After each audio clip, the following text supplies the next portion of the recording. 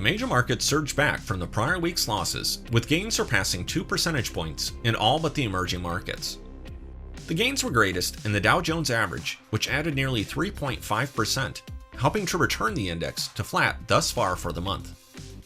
With just a couple days remaining for the first half of 2021, the S&P 500 sits with the largest gains of the major markets.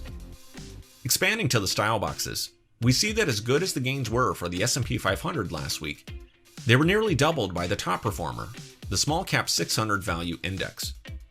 This has been a running theme this year, as the 600 Value Index sits with the year-to-date gain of 31.63% as of Friday's close, compared to the S&P 500's year-to-date return of 13.97%.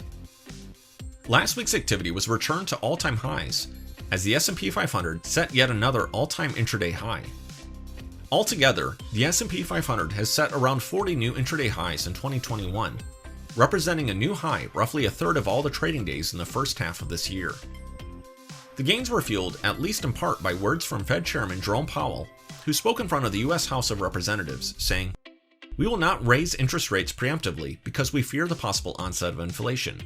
We will wait for evidence of actual inflation or other imbalances." This sentiment seemed to temporarily dissuade equity investors' concerns about rising interest rates, despite recent reports of inflation. However, that's not to say that interest rates remained unchanged last week. By Friday's close, the entire yield curve rose and steepened slightly, with the 10-year yield closing at 1.54%. This action continued to weigh on the bond market, as the Bloomberg Barclays U.S. Aggregate Bond Index lost 41 basis points last week, to close the week out with a solid 2 percentage point loss for the year.